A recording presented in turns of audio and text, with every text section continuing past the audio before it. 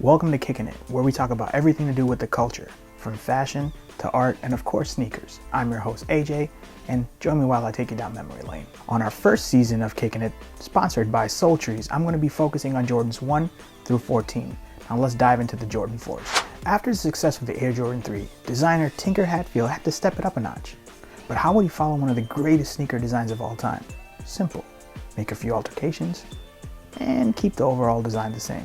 For example, the Nike Air on the back, the Jumpman on the tongue, but this time had the word flight. On the inside, Air Jordan. On the bottom, visible air unit, encapsulate air unit. And just like the previous shoe, the first colors were white with a hint of gray. But don't get me wrong, there's a few clear changes in this shoe. After going for the elegance and sophistication vibes with the Jordan 3, Tinker went for more of enhanced performance, feel, and look. He used overmolded mesh for breathability. The netting was dipped in soft plastic. Then air was blown through the mesh to remove the plastic from the center of the net. This was to let the foot breathe more compared to a full leather upper panel. They also added a synthetic leather on top called Durbuck, which was cost effective and animal friendly. The Air Jordan 4 was more customizable than the previous models, with lace locks, wings, and of course extra holes on each side for a better tailor fit to you. The word Air Jordan was stitched upside down on the inside of the tongue, so when flipped over you could read it upright. The shoe released February 1989 and was debuted during the All-Star Game. It released later that month for a price tag of $110. That's $10 more than the Jordan 2 and the Jordan 3. Now, a few things I love about this shoe. First off, is just the silhouette. It was just getting better and better and better. Tinker is just a genius. Now, I remember the shoe was actually featured in the movie Do the Right Thing, directed by Spike Lee, who's also very big in the Jordan brand with the commercials and Mars Blackman.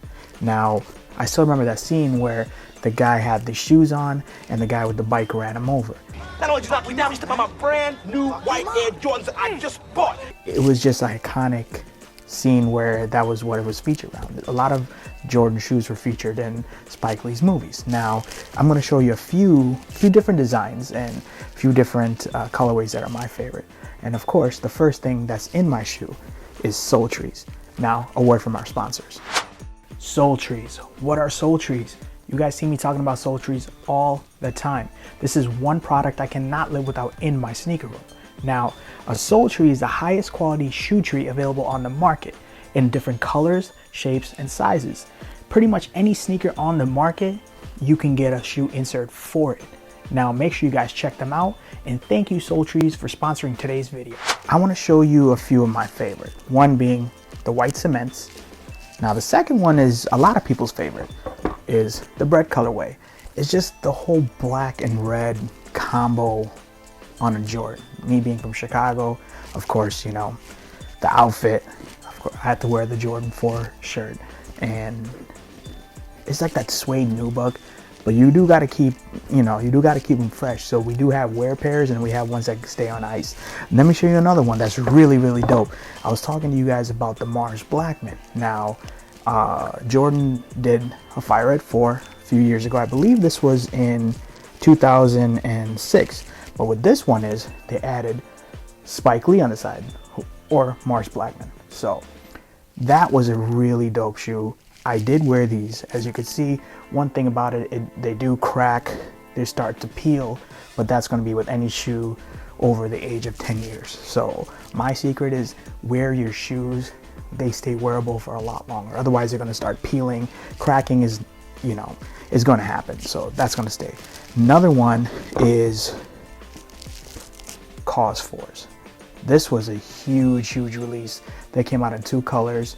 I remember when the guys at Cause actually posted a teaser, and this was going to be more of just, I guess, supposed to be like friends and family, and then they wind up releasing the shoe. The bottom glows in the dark. It has these sick Cause, the hands print all the way through the shoe. As you can see, the detailed Jumpman. On this one, instead of the Nike Air, it has the Cause logo with the Air on the back. The inside is full leather. It's very Very premium shoe. Now, instead of the mesh, they have this suede on the inside here. Still has the air bubble, but my favorite part is the glow in the glow in the dark bottoms. And of course, if you see, it has the Cause logo. One of the last ones is probably one of the biggest releases was the Travis Scott Force. And when this came out, it was a massive release. People went nuts for this shoe.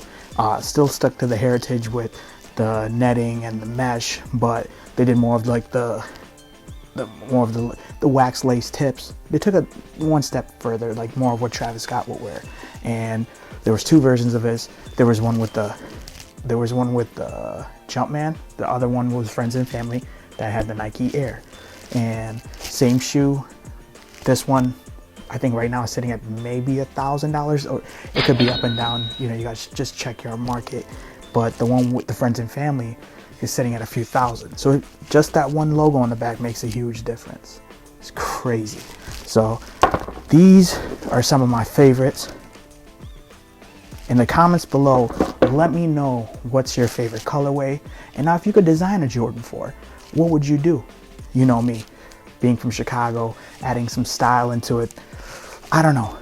In the comments below, let me know what you guys would design.